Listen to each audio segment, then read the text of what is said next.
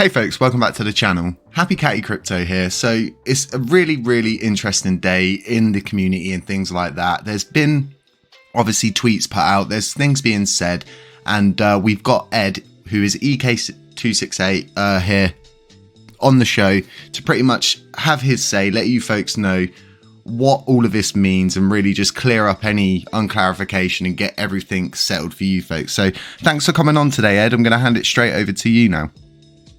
Sure. Thanks, HCC.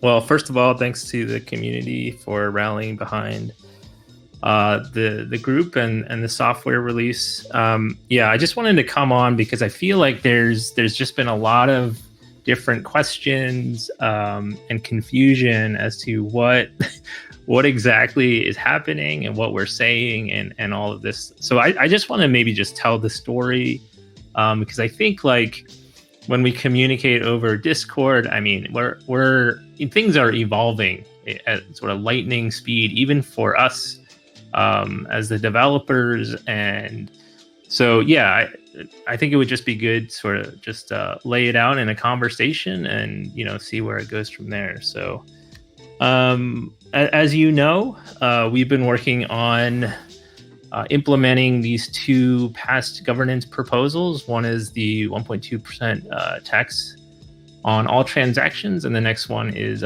re-enabling staking and delegation.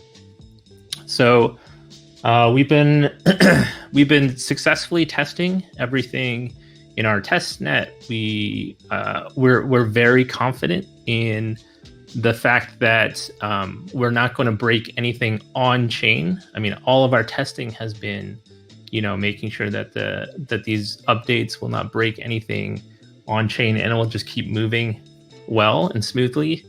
And so we've done extensive testing as we put out in our white paper. We've simulated the upgrade process, and so I think the sort of the culmination of our internal testing, we have documented everything, and essentially the tweet that says, the code is V.0.5.21 is live, essentially just means like this is what we're presenting as our final release. We've done our internal testing, we're confident about it. We want people to look at it. We want validators. We want central exchanges. We want anyone who has sort of a stake, the community in this code, take a look at what we're doing. That's what we're saying. And then I think that the confusion then is like maybe this term, it's live, because when people hear that, maybe they're thinking, oh, it's been adopted and it's active on mainnet, and that wasn't the intention. I know that sometimes, well, I know now that the specific words that we're using have very different meanings to different people, and so I think there's always going to be some sort of confusion, and I hope that sort of clears things up a little bit. Now, so what is the status here? Well, as we sort of mentioned before, we believe in governance. We believe that delegates, stakers in LUNACLASSIC, they should have a voice. And so even though governance at this point is a broken system, as you know, we cannot stake, we cannot delegate. Even though that is the case, we still think the proper way to distribute this code is through a governance proposal. That is why we have posted on AGORA Classic forums looking for suggestions, and we got fantastic suggestions from the community. We got suggestions from validators, from other developers about how to go about these changes. Some of those changes that we did implement from discussions were taking the maximum voting power down from 25% down to 20. I think it makes sense. 25% is a significant number, and then also making that change permanent. I think we had originally said the most vulnerable state of this chain is in the very first few blocks that this code goes live. And so that's why we had put a time limit on it. But I don't see why we wouldn't just make it a permanent change until governance again says this is unnecessary. And so we went ahead and implemented that in the code as well. That being said, we made the changes that the community, the validators wanted to see, and then we put it out there. Now, I think, I'm guilty of this. We went into this, I guess, I don't know, a spiral, echo chamber where like some validators had said, you know what, we want a full security audit. And I think that was, some tweet out there from a validator said, we want a full security audit. And I was like, you know what, that's a good idea, right? I mean, having independent, we are confident that the code that we created works as it functions as it is intended to function. However, some malicious actor out there, if they could put in some tax burn thing that goes to a different wallet, right? We agree that an independent set of eyes would be good to have on the code to verify that there's nothing malicious in this code. It's not necessarily about did they, are they capable of implementing what they said they implemented? It's more of a, hey, let's just have a look and see that they're not, this code doesn't have a Trojan or something like that in the code. So that's what we're asking for the community. That's why we put it out. The more eyes, the better. And then, in the Discord, I think I was saying last night, like, hey, this is a good idea. Let's get an independent audit. And then I went down this sort of rabbit hole of here are the different firms that do audits. And then we started looking at the different prices of what an audit might cost. And then we're looking at how much time this thing could possibly be. And it's like, potentially weeks or, who knows how long it takes. Like some people said it takes a year to get this audit. And then it's like, and then I'm thinking like, oh no, if we're going to get this audit, we got to push this date back. And then so, all of this is just a discussion, and this is what's necessary. If it were just, me in my head deciding what happens next, who knows, actually, who knows where we would be right now. But we're having the discussion on Discord, and then someone, I appreciate other people's opinion. It's like, you know what, you don't have that much code out there. You have like, we're reusing the majority of the code that we have is TFL's old dormant code that they're just not using. We're just sort of tapping into that and changing a few things here and there. And really, if you look at the changes, it's like a, in the dozens of changes, not something that requires a year of auditing, $50,000, whatever it costs. And so, so that perspective came up, and it's like, yeah, you know what, you're right. Why would we do like a full blown crazy audit when all we have is like, a handful of changes that we just need someone to come in and say, they're not installing a Trojan. We did the internal testing, we did the on-chain, verification and all that stuff. It's just about that, are they doing something malicious here? And so now we're sort of taking a step back and saying, oh, you know what? Maybe all we need is just lots and lots of eyes, lots of people to come in and look at this code and say, they did the testing. Anyone's welcome to redo the testing. We have it all documented, all transparent. But yeah, what we really need is people to say, yeah, this is not. I mean, this is secure. They're not doing anything sort of malicious here. And so now we're sort of taking a step back and saying, all right, well, maybe then, the 6 weeks for this audit, maybe that's not, maybe it's not necessary. Maybe, all we need is to find a few independent experts that can come in and just say, there's nothing funny going on here, and we've had that now. We've had multiple validators who are experts in the Cosmos SDK take a look at the code, and their comments are, we looked at the code. Obviously, they're not going to do the months of testing that we just did, but they look at the code and they say, oh, it looks okay. You know, they're not doing anything suspicious here.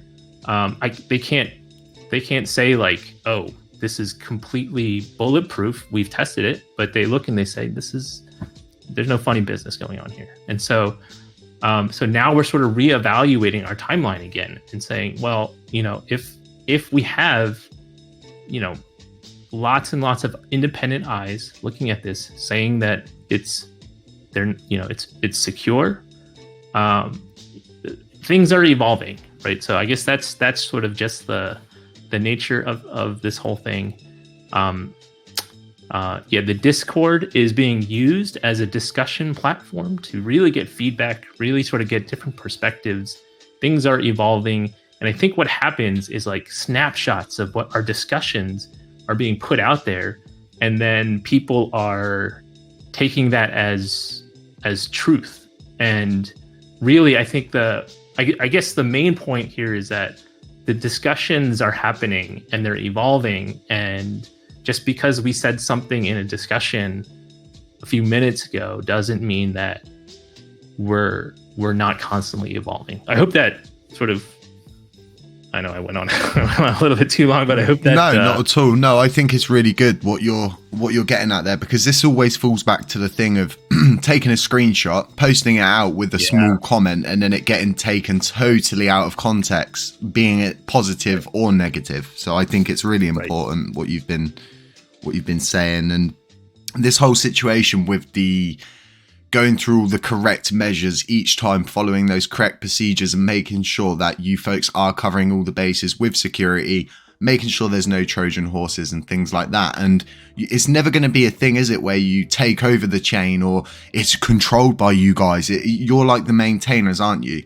You're there to provide maintenance, make sure things run smoothly, and provide proposals to the community themselves to vote on. Ultimately, you would always need the communities. You're like guardian angels. That's kind of the way I'm seeing it, if everything goes the way it's going to go.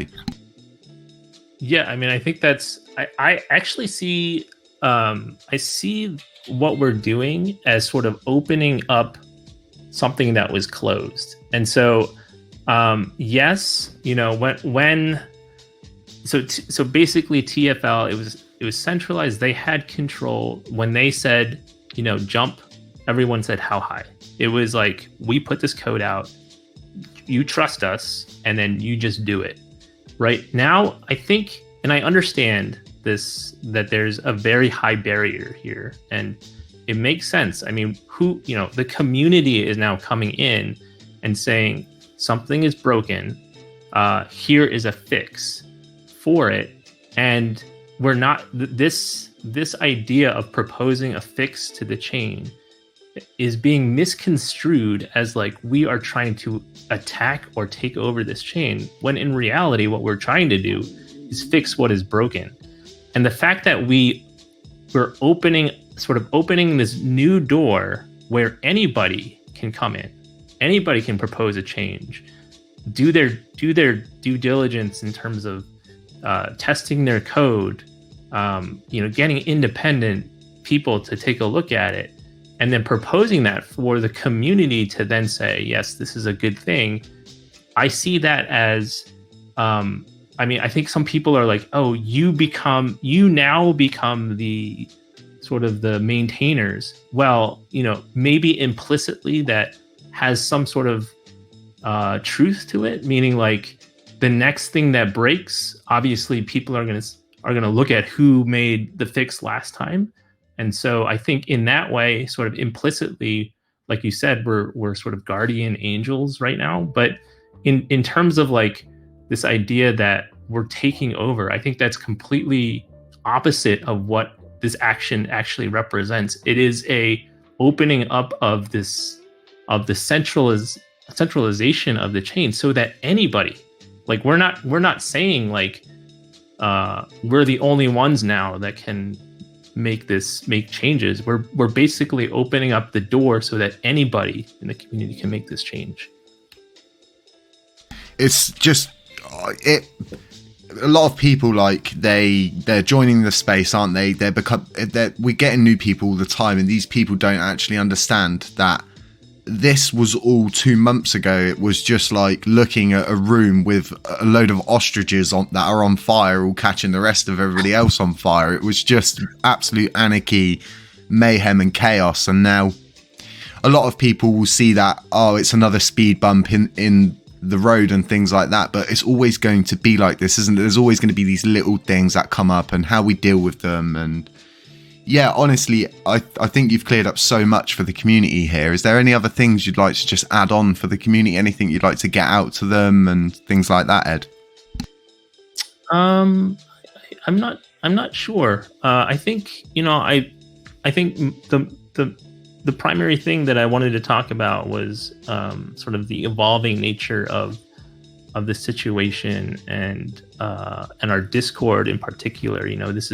We're just having a discussion here, and I know that everyone's sort of latching on to different things and it has different meanings to different people. But I would just encourage people to not look at these snapshots of reality, but look at the context, look at the big picture, follow the evolution of the discussion to see what is the actual truth. I think, and then moving forward, I think we're putting out this software, and we say it's finalized. We say this is V.21 final, but that doesn't mean it's. So it's just I understand it's confusing. It doesn't mean that it's final. Tonight I'm going to pull that down, that final, and I'm going to do more testing. I'm going to run it again, and if I find something that whatever I missed the first time or the second time or the third time around that I've done this, then I'm going to fix it. It's final in that, like, we're saying we are confident that this is working. That doesn't mean that we're not going to go back and continue changing things. Thank you so much, Ed, for coming on and clarifying all of that. It's really important, isn't it, that we make sure that the clarification's there with what's going out. And as Ed stated, you can go over to the Terra Rebels Discord. If you don't know how to get to that Discord, go on Twitter, go to the official handle that's up now on my screen, and just tap the Discord link and you can go in there. You can look at everything they're doing. Nothing is ever hidden from anybody. The code is public. It's all 100% transparent. And it's just, yeah, it's amazing. Thank you so much for coming on, Ed. I really, really appreciate it. I'm going to probably just end it there because I don't want to drag it on too much and stuff like that. But you're welcome to come on anytime, Ed, and we hope to have you on again in the future. Thanks, HC, and get well soon. Thank you so much, Ed. We'll catch you folks soon. Catch you in the next one. Non-financial advice. Stay safe. Shalom.